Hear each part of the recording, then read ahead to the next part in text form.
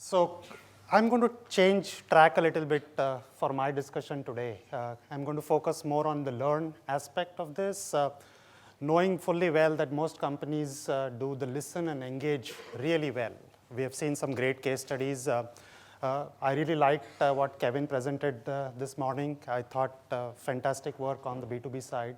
So I'm going to really focus on the learn aspect. Before I begin, just an independent survey that was done by FIS Strategy on customers of financial institutions. Very clearly, Facebook emerged as the top channel. Almost 70% of customers in the financial business are on Facebook, followed by YouTube, and split across banks as well as other financial service companies. So this is really, extremely important to know that Facebook is really emerging as a great channel for financial services. Some examples of companies that are doing this really well. I don't know if you saw a report that came out a couple of days back in the US.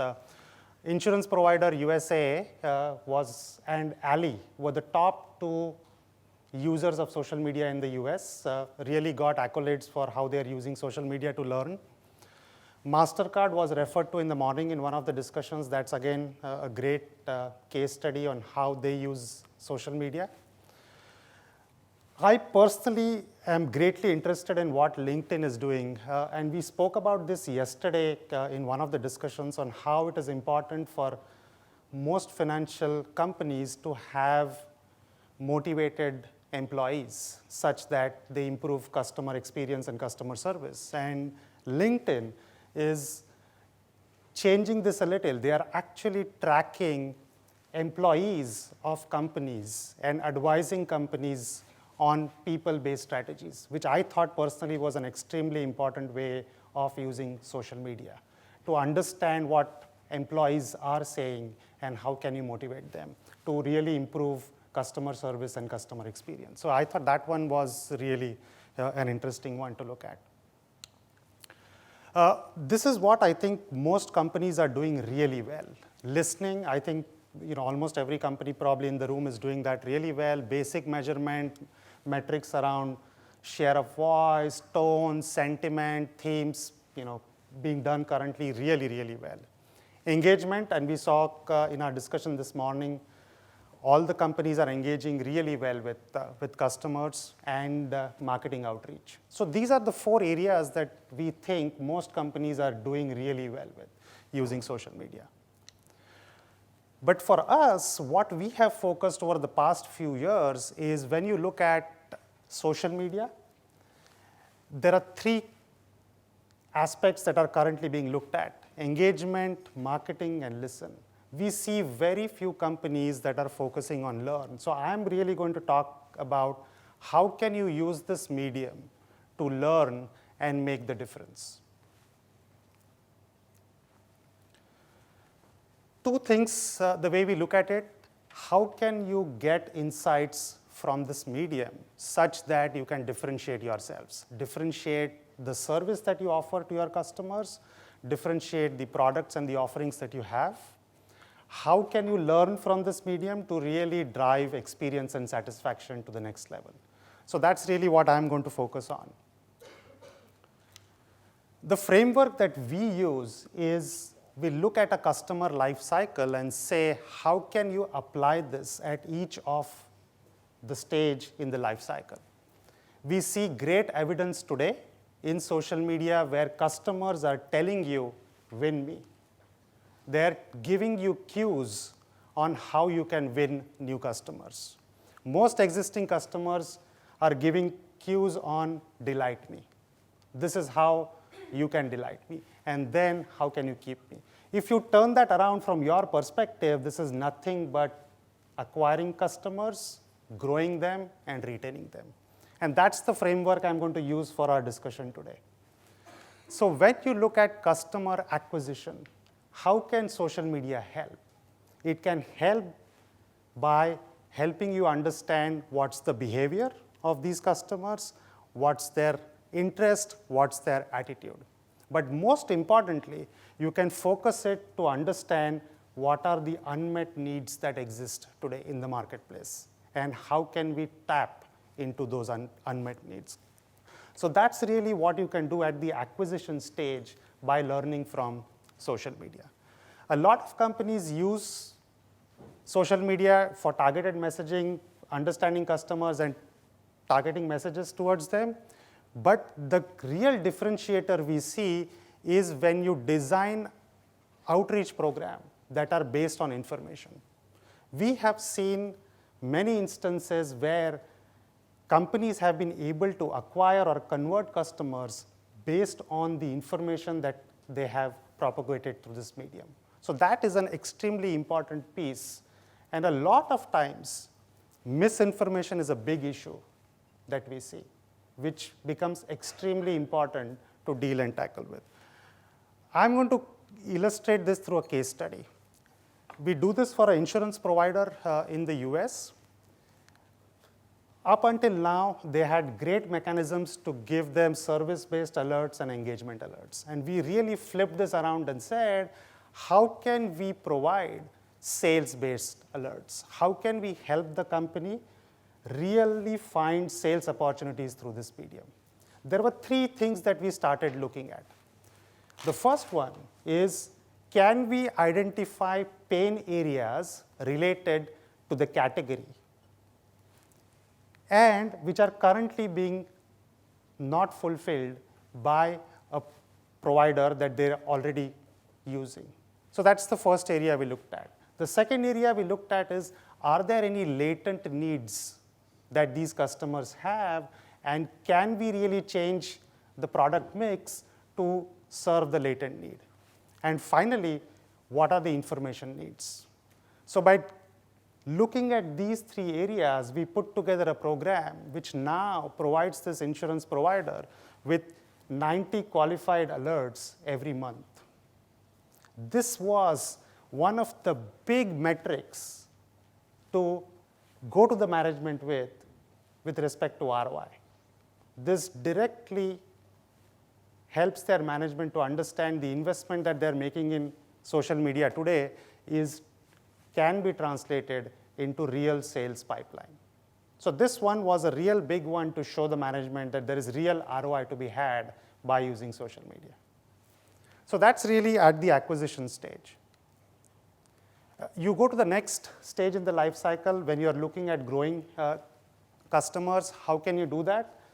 Most obviously, looking at alerts and insights based on issues related to service, engagement, negativity. Most companies are doing this really well. Almost every company is tracking their own customers to serve them. But what is the difference here really is, how can you learn from best practices? And we referred to this in the morning in our discussion. But what we have seen is there is great learning to be had by looking at how others are serving the same customers. And we have looked at this not only for financial services, but we have actually gone outside the industry and done that. Let's not forget, your customers are also exposed to other services in completely different industries. So some of the industries that we have benchmarked this against is the airline industry, which is again very, very service oriented. Most customers for financial services also travel. So that's a great industry for you to benchmark yourself against. So this is another aspect of learning on how you can take this outside of your industry and see how you can learn service-related issues and aspects from there. Another case study, financial services provider.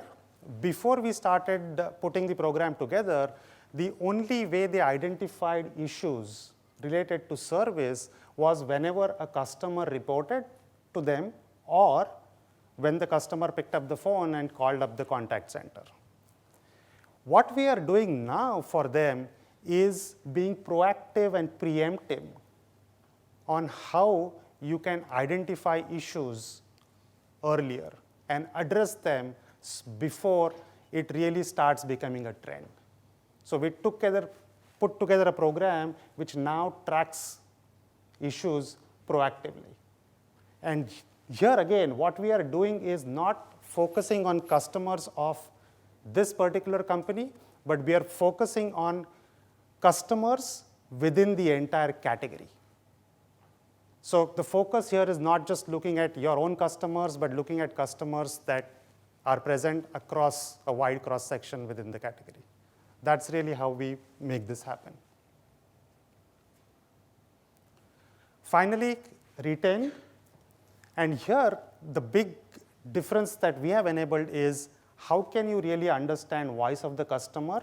And specifically around retention, what we also do is combine the voice of the customer from social media with all other channels, which we feel is extremely important to do, especially when you are looking at retaining customers. The big difference here is, again, how can you identify negative drivers early enough? So the focus here is to understand what is the switching behavior within the category. So in a particular category, what are the top 2 or 3 reasons why customers switch from provider A to provider B? And that's really what the focus on the retention frame is. One more example. This is a global currency card provider. They wanted to know what are the top 3 issues why customers are switching. We looked at social media, we looked at all other channels. We did not really see great learning from what they already had. So what we did was we took this to other providers within the same category and looked at why customers switch between providers in the category. There were top 3 issues that came up: service, security, and respect. So then we started putting together a program for them which addressed each of these issues to see how we can stop switching for them. So that's really what we did, again, using social media and combining that with other data sets. So in conclusion, the story really is that most companies are listening really well, but the key now is to look for customer cues, to go beyond basic listening that you already have in place and look at customer cues such that you can improve performance over time. Think beyond listening and engaging. That's the second aspect, but the key differentiator really is looking beyond your own customers. How can you look beyond your own customers to learn what customers are telling you in the same category as well as related categories? And finally, how can you put together a program to manage customer experience proactively? Even before the issue hits, how can you proactively anticipate it and manage it? Great, thank you. So I'm happy to take questions.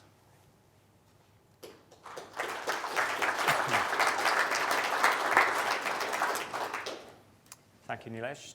So throw it open. Any questions for Nilesh? Come on, I know we're edging towards lunchtime, but let's not flag. Okay, I've got one for you.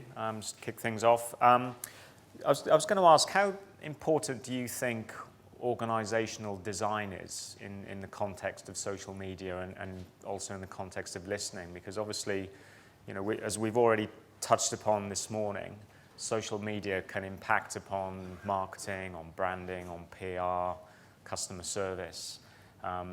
Typically, in my experience within financial services, traditionally those functions have been quite siloed, and yet social media cuts across all of those functions. So what's your view in terms of how organizations should overcome that sort of structural barrier? Yes, that's a critical challenge, I think, that is faced by most organizations. Most successful organizations, and we heard this in the morning as well, is how can you distribute it across functions? And most successful organizations today don't centralize social media. It's not a medium that is owned by a few set of individuals within the company. If you really look at it, the medium is not owned by a company at all. It's owned by your customers. They are the most engaged in this medium. Hence, for most companies, it's important to distribute the ownership across multiple functions. But then you need a very, very strong framework of guidelines and policies so that you are staying focused and really helping every employee within the company understand what can be done, what cannot be done. And we spoke about this in the morning, but that's extremely critical. So I think for most organizations to be successful, it's more distributed than held within a few set of individuals. So that's really our view. The more you distribute. So for example, in the earlier case study when we talked about sales alerts, that is purely provided to the sales organization. And then there are customer service related aspects which are provided to customer service professionals. So depending on how you want to apply this to the business, you then mainly focus on those functions or those individuals within the organization. So that's really our view on how this is done successfully. Okay, thank you. Any other questions? In your experience, Nicola Boone from the Cooperative Bank. In your experience, how have customers reacted to sales alerts that have been generated through social media? Is there a perception of Big Brother's watching, and have you seen any negative reaction? So we have not seen negative reaction. So our strong recommendation is that although this is a sales alert, and to the point that was made earlier, you don't really want to intrude a dinner party. What you are doing, especially in financial services, I think most customers are looking for information. They are looking for solutions. So it's all about helping these customers with the right answers, with the right solutions, with the right information. And a lot of times, great success comes from not selling, but actually just helping customers through the decision-making process. And we have seen great results with that.